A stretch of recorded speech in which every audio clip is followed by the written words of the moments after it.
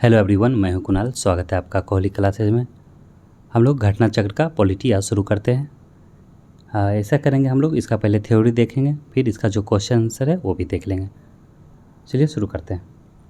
तो जो पहला टॉपिक है, भारत का संवैधानिक विकास। भारत का संवैधानिक विकास देखिए दो चरणों में होता है। एक होता है ईस्ट इंडिया कंपनी के शासनकाल के अंतर्गत, और एक होगा ब्रिटिश ताज के शासनकालीन। तो अगर जो ईस्ट इंडिया कंपनी के अधीन जो होगा वो 1773 से लेकर 1853 तक होगा, और 1858 से लेकर 1947 के बीच किसके शासन होगा?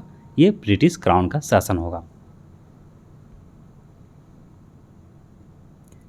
कंपनी के शासन हेतु पारित अधिनियम। जब कंपनी शासन कर रहा था तो कौन कौन सा अधिनियम आया वो हम लोग देखते हैं।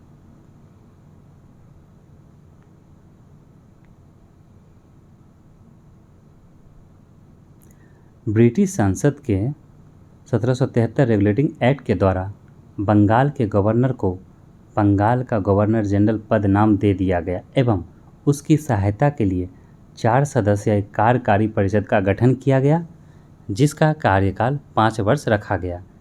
इस एक्ट के अनुसार वैरन हेस्टिंग बंगाल का प्रथम गवर्नर जनरल बना तथा फ्रांसिस कैलेवरिंग मानसन और बारवेल काउंसिल के सदस्य नियुक्त हुए। तो ये आपको देख रहे हैं, चारों सदस्य का नाम भी यहाँ पे दे दिया है।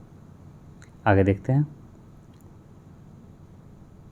सरपरिषद गवर्नर जनरल को बंगाल के फोर्ट विलियम की प्रेसिडेंसी के सैनिक एवं असैनिक शासन का अधिकार दे दिया गया तथा इसे प्रमुख मामलों यथा विदेश नीति में मद्रास और बम्बई की प्रेसिडेंसियों का अधीक्षण भी करना था।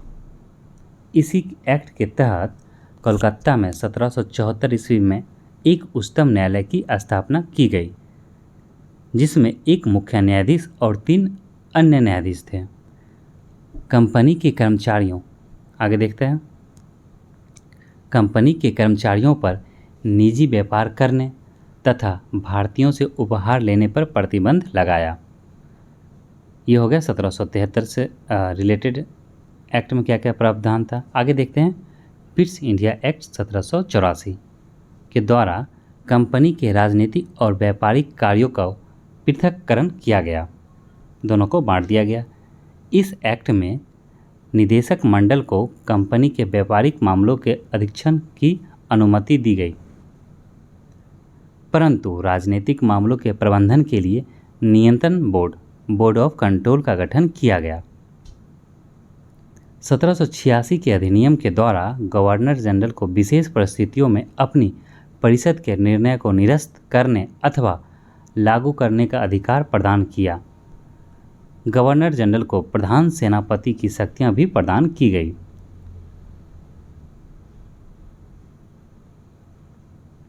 ये दोनों अधिकार सर्वप्रथम लॉर्ड कॉर्नवालिस ने प्राप्त किए। 1793 के चार्टर एक्ट के तहत कंपनी के अधिकारों को 20 वर्षों के लिए बढ़ा दिया गया।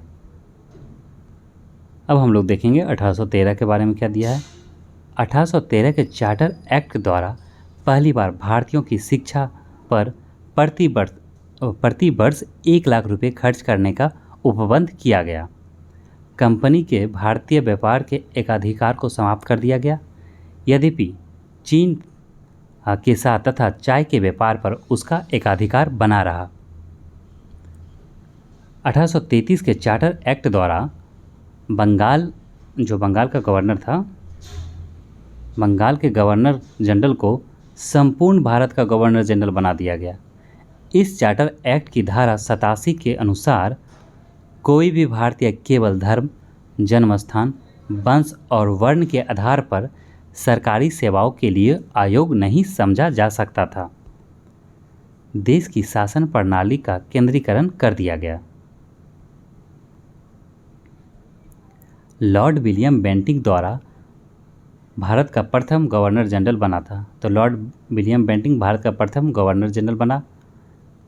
कंपनी के समस्त व्यापारिक कार्य समाप्त कर दिए गए तथा भविष्य में उसे केवल राजनीतिक कार्य ही करने थे। गवर्नर जनरल की परिषद में एक कानूनी सदस्य चौथा सदस्य को सम्मिलित किया गया। सर्वप्रथम मेघालय को कानूनी सदस्य के रूप में शामिल किया गया।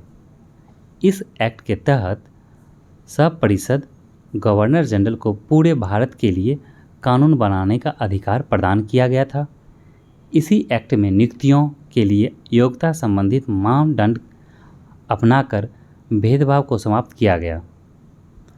1853 के चार्टर एक्ट के द्वारा विधायी शक्तियों को कार्यपालिका शक्तियों से पृथक करने की व्यवस्था की गई। विधि निर्माण हेतु भारतीय केंद्रीय विधान परिषद की स्थापना की गई।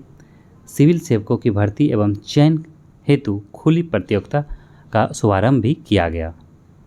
तो ये हम लोग देख लिए। आगे हम लोग देखते हैं इसका क्वेश्चन। निम्नलिखित में से किस अधिनियम में कोलकाता में सर्वोच्च न्यायालय की स्थापना का प्रावधान किया गया था? तो कब किया गया था? ये 1773 के रेगुलेटिंग एक्ट के तहत 1774 में कोलकाता में उच्चतम न्यायालय का स्थापना किया गया था। और इसमें क्या दिया है इसका लिख लेते हैं व्याख्या। 1773 के रेगुलेटिंग एक्ट में कोलकाता में सर्वोच्च न्यायालय की स्थापना का प्रावधान किया गया था, जिसकी स्थापना 1774 में की गई। सर एलिजा इम्पे इसके प्रथम मुख्य न्यायाधीश थे। नेक्स्ट देखते हैं अगले पेज पे। सर्वोच्च न्यायालय की स्थापना के संबंध में निम्नलिखित में से कौन सा या कौन से सही है? कोलकाता में सर्वोच्च न्यायालय की स्थापना 1773 के रेगुलेटिंग एक्ट के द्वारा किया गया था, सही है। लेमेस्टर तथा इस न्यायालय के प्रथम ये मुख्य न्यायाधीश थे, ये गलत है। तो इसका आंसर क्या होगा? केवल एक होगा।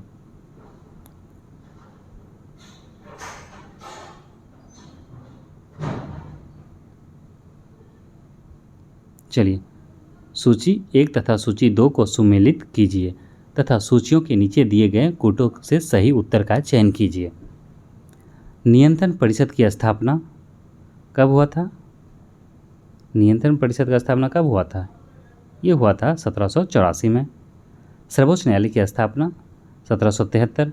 इंग्लिश मिशनरियों को भारत में कार्य करने की अनुमति ये 1813 के तहत। गवर्नर जनरल के परिषद में कानूनी सदस्य की नियुक्ति जो लॉर्ड मेघालय के रूप में किया गया था 1833 में। तो इसका क्या हो जाएगा? इसका हो जाएगा बी नंबर हो गया इसका। आगे देखते हैं इसमें क्या दिया है, वही दिया है डेफिनेशन, हमने आपको बता दिया है। 3 नंबर क्वेश्चन देखते हैं। अब 3 देख लिए, 4 पे आएंगे। निम्नलिखित में से किन से भारत में अंग्रेजी शिक्षा की नींव पड़ी? तो भारत में शिक्षा की नींव किन से पड़ी? पहला कह रहा 1813 का चार्टर एक्ट, दूसरा कह रहा general committee of public instruction 1823, फिर है तीसरा प्राद्यविद एवं आंग्लविद विवाद जो हुआ था उसके अनुसार। तो इसका आंसर देखते हैं। इसका आंसर होगा डी 1, 2, 3 इसका सही होगा। इसका तीनों क्या होगा? तीनों सही है। 7 मार्च 1835 देखिए एक्स्ट्रा क्या है, 7 मार्च 1835 को मेघालय रिपोर्ट स्वीकार शिक्षा पर किया गया था।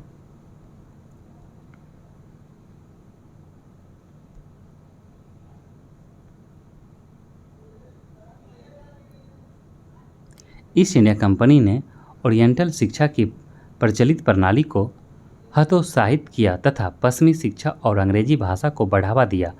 1813 के चार्टर एक्ट अधिनियम में जो 1813 का जो चार्टर एक्ट था, भारत में शिक्षा के प्रसार के लिए प्रति वर्ष 1 लाख रुपये खर्च करने का प्रावधान को अपनाया गया।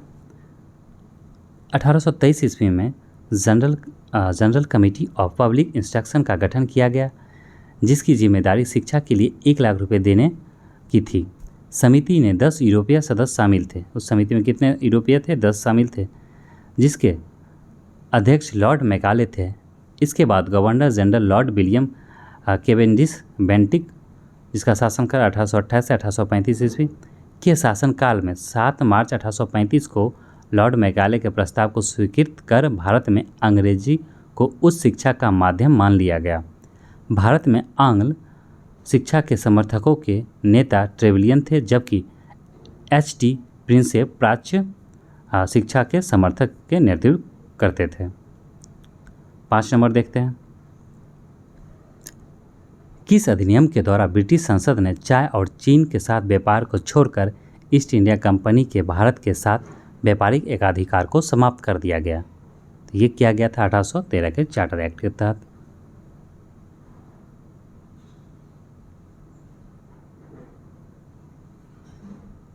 चार्टर एक्ट 1813 के संबंध में निम्नलिखित कथनों पर विचार कीजिए। इसने भारत में ईस्ट इंडिया कंपनी के व्यापारिक एकाधिपत्य को चाय का व्यापार तथा चीन के साथ व्यापार को छोड़कर समाप्त कर दिया। सही है। इसने कंपनी द्वारा अधिकार में लिए गए भारतीय राज क्षेत्रों पर ब्रिटिश राज क्राउन की संप्रभुता को सुदृढ़ कर दिया। ये भी सही है। भारत का राजस्व अब ब्रिटिश संसद के नियंत्रण में आ गया। इसके बारे में तो हम लोग नहीं पढ़े, तो इसका क्या आ जाएगा? 1 और 2। तो आंसर हो गया केवल 1 और 2। चार्टर एक्ट 1813 द्वारा ब्रिटिश ईस्ट इंडिया कंपनी का व्यापारिक एकाधिकार चीन और चाय के व्यापार पर एकाधिकार बना रहा, समाप्त कर दिया गया। साथ ही इस एक्ट के माध्यम से कंपनी द्वारा अधिकृत भारतीय राज क्षेत्र पर ब्रिटिश क्राउन की संप्रभुता को सुदृढ़ भी किया गया। इस एक्ट से हालांकि कंपनी को आगे 20 वर्षों के लिए इन क्षेत्रों का अधिकार और राजस्व सौंपा गया, तथापि यह ब्रिटिश क्राउन की संप्रभुता के प्रतिकूल नहीं होना था। इस प्रकार प्रश्नागत कथन 1 और 2 सही है, परंतु कथन 3 सही नहीं है, क्योंकि भारत का राजस्व 1858 ईस्वी के अधिनियम द्वारा ब्रिटिश संसद के सीधे नियंत्रण में लाया गया। जब ब्रिटिश कैबिनेट मंत्री के अधीन सेक्रेटरी ऑफ स्टेट का पद बना था, विशेषकर राजस्व प्रशासन में उसकी सहायता के लिए काउंसिल ऑफ इंडिया का गठन किया गया। 15 सदस्य जिसमें था 15 सदस्य। आगे देखते हैं 7 नंबर, किस अधिनियम ने भारतवासियों को अपने देश के प्रशासन में कुछ हिस्सा लेना संभव बनाया? ये था चार्टर एक्ट 1833 के धारा 87 के तहत। चार्टर एक्ट 1833 के धारा में सबसे महत्वपूर्ण धारा था 87, जिसमें यह कहा गया था कि किसी भी भारतीय अथवा क्राउन की देशज प्रजा को अपने धर्म, जन्मस्थान, वंशानुक्रम, वर्ण अथवा इनमें से किसी एक कारणवश कंपनी के अधीन पद अथवा सेवा के अयोग्य नहीं माना जाएगा। कालांतर में राजनीतिक आंदोलन में 1833 एक्ट की यह धारा प्रशासन में भागीदारी हेतु मुख्य आधार बनी।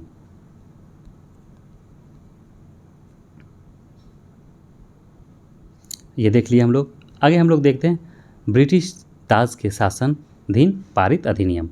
तो हम लोग पहले देख लिए क्राउन के अधीन, ये आपके कंपनी के अधीन। अब हम लोग देखेंगे क्राउन के अधीन। इसका थ्योरी पढ़ते हैं सबसे पहले। ब्रिटिश संसद के भारत शासन अधिनियम 1858 के द्वारा भारत का शासन ब्रिटिश ताज के अधीन कर दिया गया। गवर्नर जनरल को अब भारत का वायसराय भी कहे जाने लगा, जो ब्रिटिश ताज का प्रत्यक्ष प्रतिनिधित्व बन गया। लॉर्ड कैनिंग भारत का प्रथम वायसराय बना। इस अधिनियम द्वारा भारत के राज सचिव पद का सृजन किया गया, जिसमें भारतीय प्रशासन पर संपूर्ण नियंत्रण की शक्ति निहित थी। उसकी सहायता के लिए 15 सदस्यीय परिषद का गठन का प्रावधान किया गया। भारत परिषद अधिनियम 1861 के द्वारा कानून बनाने की प्रक्रिया में भारतीय प्रतिनिधियों को शामिल करने की शुरुआत हुई। इस अधिनियम द्वारा मद्रास एवं बम्बई की प्रेसिडेंसियों को पुनः विधायी शक्ति देकर विकेंद्रीकरण की प्रक्रिया की शुरुआत की गई। इसने वायसराय को आपातकाल में अध्यादेश जारी करने के लिए अधिकृत किया, जो अधिकतम 6 माह की अवधि तक प्रभावी हो सकता था। भारत परिषद अधिनियम 1892 के माध्यम से केंद्रीय और प्रांतीय विधान परिषदों में अतिरिक्त गैर सरकारी सदस्यों की संख्या बढ़ा दी गई। केंद्रीय विधान परिषद के भारतीय सदस्यों को वार्षिक बजट पर बहस करने तथा सरकार से 6 दिन की पूर्व नोटिस पर प्रश्न पूछने का अधिकार भी दिया गया, परंतु पूरक प्रश्न पूछने तथा मतदान का अधिकार नहीं था। सीमित अर्थों में निर्वाचन पद्धति का आरंभ किया गया जाना इस अधिनियम की महत्वपूर्ण विशेषता थी। भारत परिषद अधिनियम 1909 को मॉर्ले मिंटो सुधार के नाम से भी जाने जाते हैं। इस अधिनियम के द्वारा भारतीयों को विधि निर्माण तथा प्रशासन दोनों में प्रतिनिधित्व प्रदान किया गया। इसके तहत वायसराय की कार्यकारी परिषद में भारतीय को पहली बार शामिल किया गया और वो थे सत्येंद्र प्रसाद सिन्हा। इस अधिनियम में केंद्रीय तथा प्रांतीय विधायी शक्ति को बढ़ा दिया। परिषद के सदस्यों को बजट एवं लोकहित के विषयों की विवेचना करने, प्रस्ताव लाने तथा प्रश्न पूछने साथ पूरक प्रश्न करने का अधिकार दिया। इसमें पृथक निर्वाचन के आधार पर मुस्लिमों के लिए सांप्रदायिक प्रतिनिधित्व का प्रावधान किया। भारत शासन अधिनियम 1919 को मॉन्टेग्यू चेम्सफोर्ड सुधार के नाम से जाना जाता है। इस अधिनियम के द्वारा पहली बार प्रत्येक चुनाव प्रणाली अपनाई गई। तो डायरेक्ट इलेक्शन जो शुरुआत हुआ था 1919 के तहत किया गया। सांप्रदायिक आधार पर निर्वाचन प्रणाली का विस्तार करते हुए इसे सिखों, भारतीय ईसाइयों, आंग्ल भारतीयों तथा यूरोपियों के लिए भी लागू कर दिया गया। इस अधिनियम द्वारा पहली बार केंद्र में द्विसदनीय व्यवस्था स्थापित की गई। इस अधिनियम के द्वारा सभी विषयों को केंद्र तथा प्रांतों में बांट दिया गया।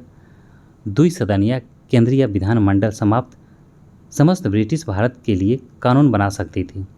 इस अधिनियम के तहत प्रांतों में द्वैत शासन प्रणाली लागू की गई। प्रांतीय विषय को दो भागों में आरक्षित तथा हस्तांतरित विषय में बांटा गया। इस अधिनियम में पहली बार उत्तरदायी शासन शुरुआत किया गया। इसके अंतर्गत एक आयोग का गठन किया गया, जिसका कार्य 10 वर्ष बाद इस अधिनियम की समीक्षा करने के बाद अपनी रिपोर्ट प्रस्तुत करना था। भारत शासन अधिनियम 1935 द्वारा सर्वप्रथम भारत में संघात्मक सरकार की स्थापना की गई। इस अधिनियम के द्वारा प्रांतों में द्वैत शासन समाप्त करके केंद्र में द्वैत शासन प्रणाली लागू की गई। भारत में मुद्रा एवं साख पर नियंत्रण के लिए भारतीय रिजर्व बैंक की स्थापना की गई। सांप्रदायिक निर्वाचन प्रणाली का विस्तार करते हुए दलित जातियों, महिलाओं और श्रमिकों को इसमें सम्मिलित किया गया। इसी अधिनियम के तहत वर्ष 1937 में संघीय न्यायालय की स्थापना की गई। इस अधिनियम द्वारा बर्मा को ब्रिटिश भारत से अलग कर दिया गया तथा दो नए प्रांतों सिंध और उड़ीसा का निर्माण हुआ। इसके तहत कुछ प्रांतों में द्विसदनात्मक व्यवस्था की गई। 6 प्रांतों में किया गया द्विसदनात्मक पर उस समय। भारतीय स्वतंत्रता अधिनियम 1947 ने 15 अगस्त 1947 को भारत को स्वतंत्र एवं संप्रभु राष्ट्र घोषित किया। इसने वायसराय का पद समाप्त कर दोनों डोमिनियन राज्यों में गवर्नर जनरल का पद सृजित किया। इसके अंतर्गत ब्रिटिश शाही उपाधि से भारत का सम्राट शब्द का समाप्त कर दिया गया। चलिए अब इससे संबंधित हम लोग क्वेश्चन देखते हैं। निम्नलिखित में से किस अधिनियम के अंतर्गत भारतीय विधान परिषद को बजट पर बहस करने की शक्ति दी? तो बजट पे जो बहस करने की जो शक्ति दिया गया था वो 1892 के अधिनियम के द्वारा किया गया था। 1892 के भारत परिषद अधिनियम ने विधान परिषद के कार्यों में वृद्धि की। इसके तहत बजट पर बहस करने की शक्ति दी गई, परंतु मतदान का अधिकार नहीं था। इस अधिनियम के तहत 6 दिन की पूर्व नोटिस पर कार्यपालिका से प्रश्न पूछने की अनुमति दी गई, परंतु पूरक प्रश्न की अनुमति नहीं दिया गया था। ये 1892 के अधिनियम में ये सब प्रावधान था। आगे देखते हैं। ब्रिटिश भारत में सांप्रदायिक प्रतिनिधित्व की व्यवस्था निम्नलिखित में से किस अधिनियम द्वारा की गई? तो ये मॉर्ले मिंटो सुधार के द्वारा किया गया था 1909 के तहत। इसका देखते हैं। भारतीय परिषद अधिनियम 1909 मॉर्ले मिंटो सुधार 1909 द्वारा ब्रिटिश भारत में सर्वप्रथम सांप्रदायिक प्रतिनिधित्व की व्यवस्था की गई। इसके अंतर्गत मुसलमानों के लिए पृथक निर्वाचन मंडल का प्रावधान किया गया। निम्नलिखित में से किस एक अधिनियम द्वारा भारत में संघीय न्यायालय की स्थापना की गई? तो संघीय न्यायालय की स्थापना किसके द्वारा किया गया था? ये किया गया था 1935 का, जो इसमें दिया नहीं, तो इसका आंसर यहाँ पे डी हो जाएगा। इसका डेफिनेशन एक बार देख लेते हैं। भारत में संघीय न्यायालय की स्थापना 1 अक्टूबर 1937 को भारत सरकार अधिनियम 1935 के अंतर्गत की गई। इसके प्रथम मुख्य न्यायाधीश सर मॉरिस गवेर थे। उपयुक्त दिए गए विकल्पों में भारत अधिनियम ये 1935 नहीं होने के कारण इसका विकल्प डी होगा। भारत का संघीय न्यायालय निम्नलिखित में से किस वर्ष स्थापित किया गया था? तो 1 अक्टूबर 1937 को। केंद्र में द्वैत शासन की कह रहा है केंद्र में द्वैध शासन किस अधिनियम के अंतर्गत स्थापित किया गया था। तो केंद्र में जो स्थापित किया था भारत शासन अधिनियम 1935 के तहत, प्रांत में समाप्त कर दिया था 1935 में। और कब शुरू किया गया था प्रांत में द्वैध शासन, तो ये किया गया था 1919 के अधिनियम के तहत। भारत सरकार अधिनियम 1935 के अंतर्गत केंद्र में द्वैध शासन एक नए अखिल भारतीय संघ की स्थापना तथा प्रांतों में द्वैध शासन व्यवस्था को समाप्त करने का प्रावधान किया गया। प्रांतों में द्वैध शासन का उपबंध 1919 के अधिनियम द्वारा किया गया था। केंद्र में द्वैध शासन के तहत संघीय विषय को दो भागों में बांटा गया, आरक्षित और हस्तांतरित।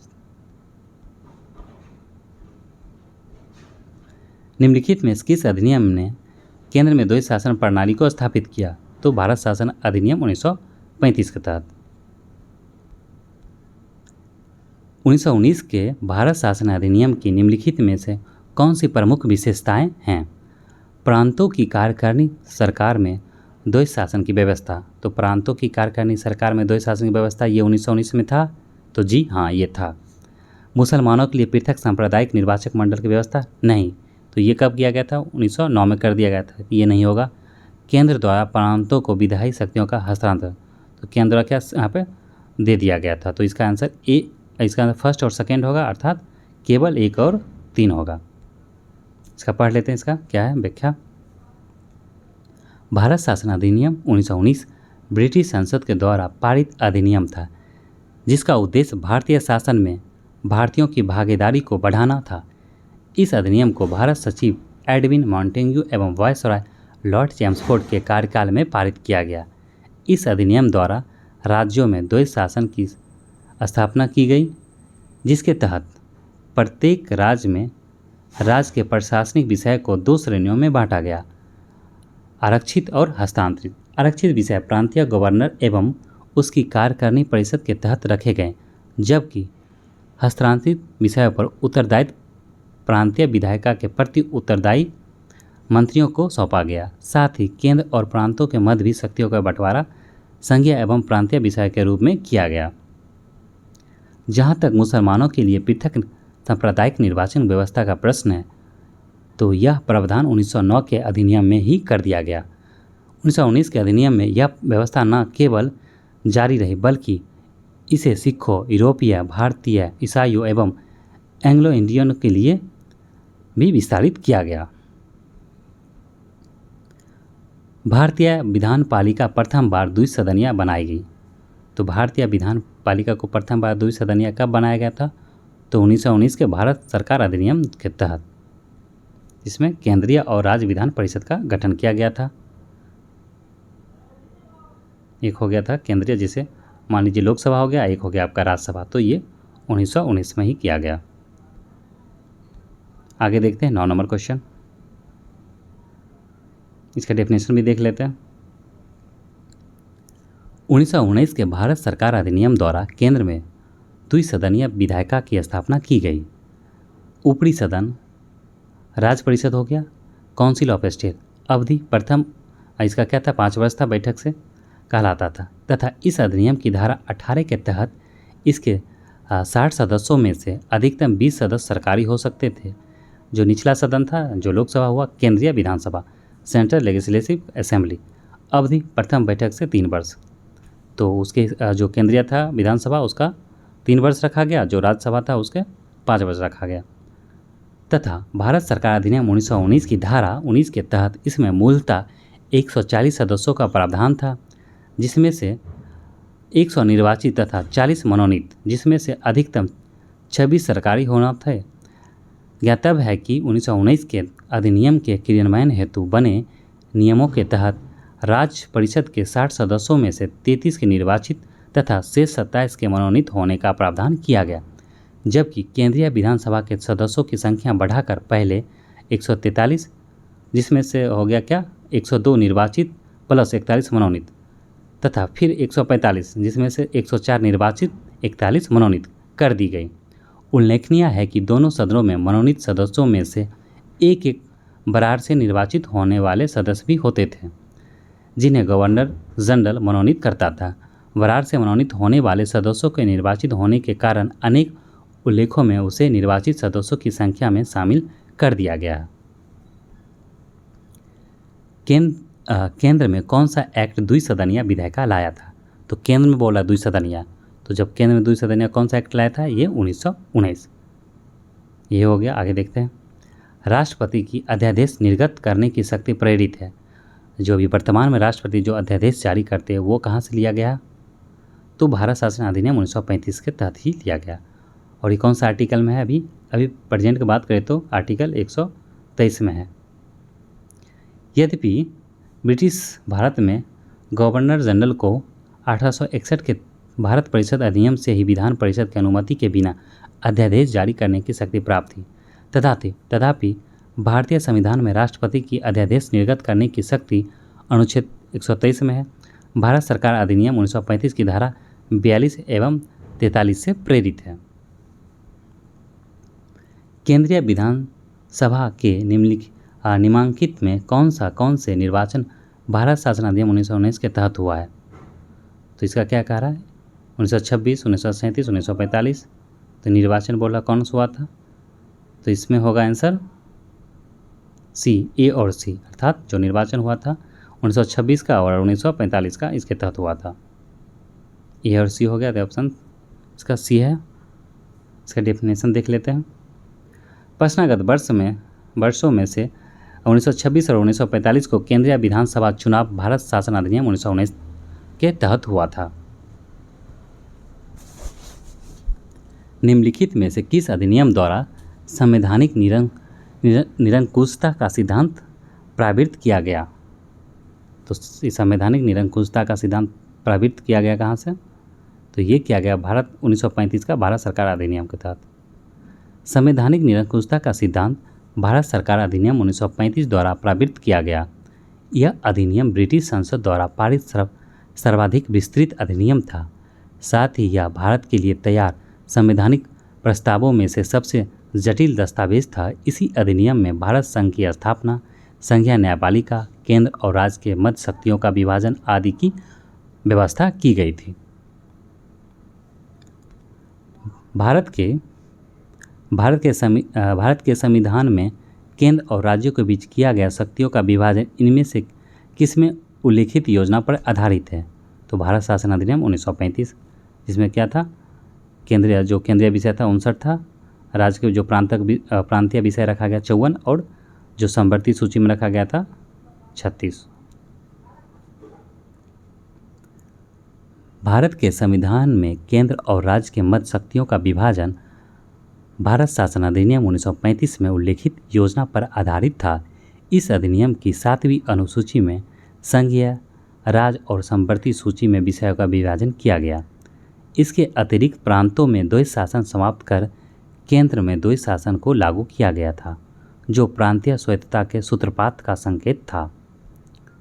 इसमें से एक अखिल भारतीय महासंघ स्थापित करने का प्रावधान शामिल किया गया था।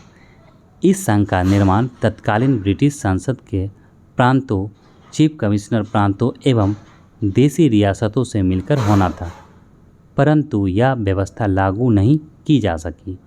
1935 के भारत सरकार अधिनियम द्वारा स्थापित होने वाले संघ में अवशिष्ट शक्तियों गवर्नर जनरल के प्रदान किया गया था।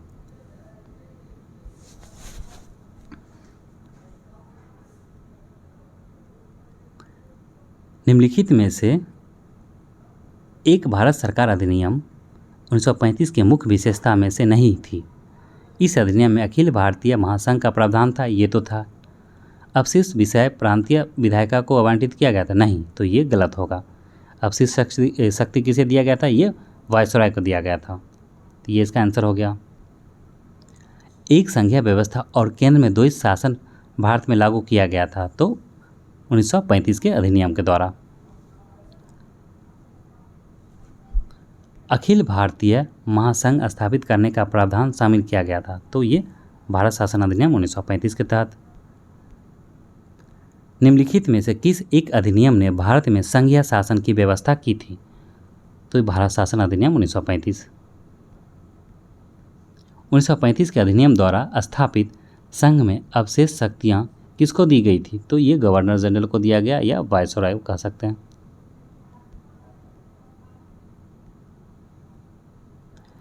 आगे देखते हैं 19 नंबर।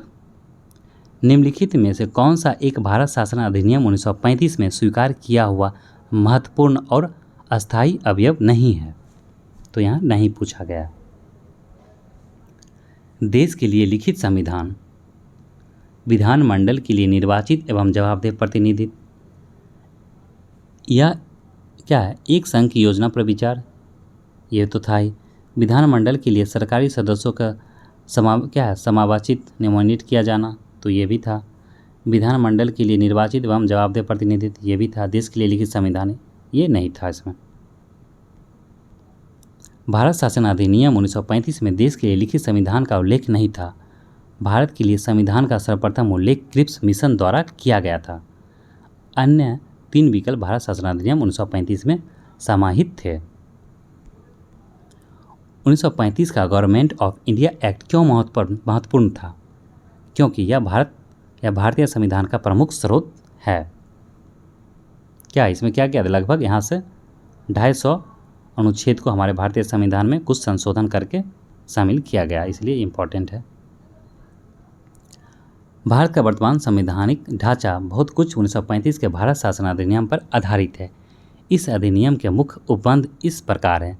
संघात्मक सरकार की स्थापना, दूसरा क्या है, केंद्र में द्वैध शासन की स्थापना, प्रांतों में द्वैध शासन के स्थान पर स्वायत्तता उसको प्रदान किया गया, द्विसदनीय केंद्रीय विधानमंडल, प्रांतीय शासन व्यवस्था, प्रांतीय विधानमंडल, केंद्र एवं प्रांतों में शक्तियों का विभाजन तथा फेडरल न्यायालय की स्थापना इसमें आदि शामिल था। निम्नलिखित अधिनियमों में से किस अधिनियम के फलस्वरूप बर्मा को भारत से अलग किया गया? तो गवर्नमेंट ऑफ इंडिया एक्ट के तहत बर्मा को अलग किया गया था 1937 में। चलिए आगे देखते हैं। ठीक है दोस्तों, हम लोग आज यहीं तक रखते हैं। नेक्स्ट वीडियो में हम लोग बात करेंगे संविधान सभा एवं संविधान निर्माण प्रक्रिया। तो वीडियो अगर अच्छी लगे तो लाइक कीजिएगा, अगर हमारे चैनल पर आप नए हैं तो हमारे चैनल को सब्सक्राइब कर लीजिएगा। मिलते हैं नेक्स्ट वीडियो में, धन्यवाद।